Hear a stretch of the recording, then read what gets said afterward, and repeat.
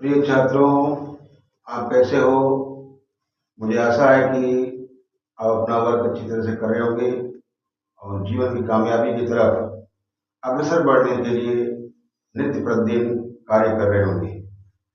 आज आप लोगों के समक्ष मैं एक सक्सेसफुल होने के लिए एक आपको मोटिवेशन कविता सुनाता हूँ, कहानी सुनाता हूँ, जिसके माध्यम से आपके जीवन में बहुत सारा लाभ मिलेगा। दो मित्र थे और अपनी तैयारी करने के लिए शहर में गए। उन्होंने एक कमरा लिया, उस कमरे में रह करके अध्ययन प्रारंभ किया। वहां से उनकी जो कोचिंग थी कुछ दूरी पे थी। जाते पढ़ते बड़े लगनशील होकर के दोनों ही बड़े बहुत ही ब्रिलियंट थे और एक दूसरे से दोनों बढ़ चढ़ते थे।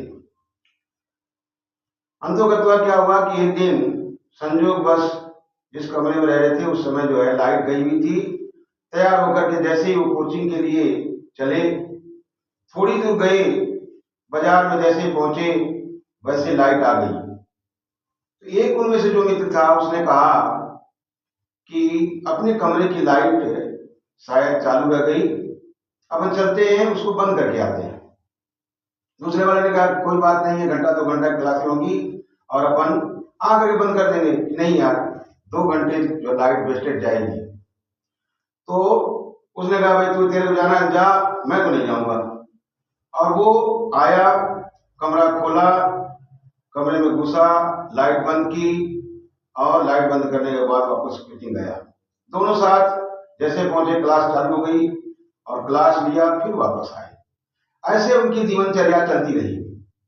बाद में दोनों ही आईएएस में सिलेक्शन, दोनों आईएएस लगे, दोनों ने अच्छा काम किया, बहुत बढ़िया काम किया, लेकिन दोनों की बुद्धि जो थी बड़ी कुशाग्र थी। उन्होंने कहा इसमें तो एक अपन के सीमित तनख्वाह मिलेगी और एक दायरे में रह जाएंगे, कुछ इससे हट करके अपन करें। तो उन्होंने कोई एक बहुत बड़ी कंपनी थी, उसमें सीईओ का पद उनको मिला और उस पर कार्य करते थे।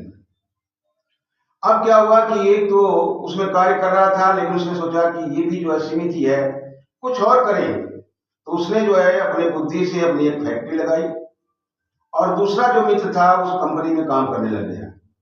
अकस्मात क्या हुआ कि उस कंपनी में घाटा लगा और कंपनी हो गई बंद।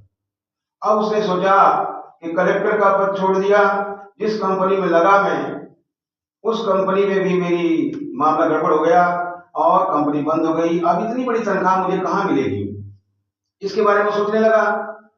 अब इतने में क्या होता है कि जो उसका मित्र जो है कंपनी खोल रखा था, उस कंपनी बहुत विस्तार ले ली और उसमें एक मैनेजर का पद खाली हुआ। उसने इख्तियार निकलवाया कि भाई सीईओ की कोई अपने आप को समझता है तो उसके साक्षात्कार के लिए आई। सुबह जो है उसने उठा और उठते ही अखबार पढ़ा। अखबार में जो इख्तियार निकला था उसका मित्र का नाम था। उसने कहा कि मैं दूसरी जगह क्यों जाऊं, क्यों ना अपने मित्र के ही जाऊं। वो अपने मित्र के यहाँ चला फैक्ट्री की तरफ। जैसे गेट पर पहुंचा तो वहां पे वॉचमैन था, उससे कहा कि भाई मुझे मिलना है उनसे। तो उसने कहा कि भाई पर्ची लिखिए, पर्ची जाएगी, फिर वहां से आदेश आएगा तब आप मिलेंगे। इतने में क्या होता है कि उसका मित्र जो था कहीं जाना था और गाड़ी लेकर के गेट पे आ गया। जैसे ही गाड़ी गेट पे आई, उस मित्र ने अपने मित्र को देखा, गाड़ी से उतरा, कहा अरे तुम कैसे? तो उसने कहा मैं तो इख्तियार निकला हुआ था, उसके लिए साक्षात्कार के लिए आया कि चल गाड़ी में बैठ और बातें बाद में करेंगे।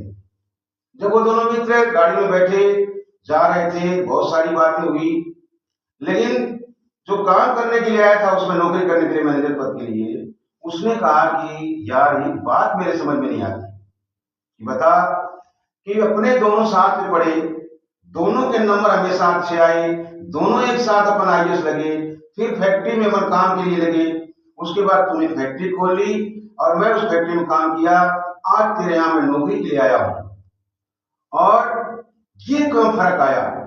तो उसने कहा कि मैं एक बात बताऊं? कि बता भाई मेरे मित्र। तो उसने कहा कि देख, वो पूर्व की घटना याद कर। जिस दिन अपन जिस कमरे में रह रहे थे उस कमरे की एक लाइट चली गई थी और मैंने तेरे से कहा चलो अपन बंद करके आते हैं। तूने कहा कि तेरे जाना है जा, मैं नहीं जाता। मैं आया, लाइट बंद की, फिर वापस तेरे साथ पढ़ने के लिए गया। तो मैं उस कमरे का उस दिन भी मालिक था और आज भी मैं इस फैक्ट्री का मालिक हूं। तू उस दिन भी उस कमरे का नौकर था, आज भी नौकर की तरह से है।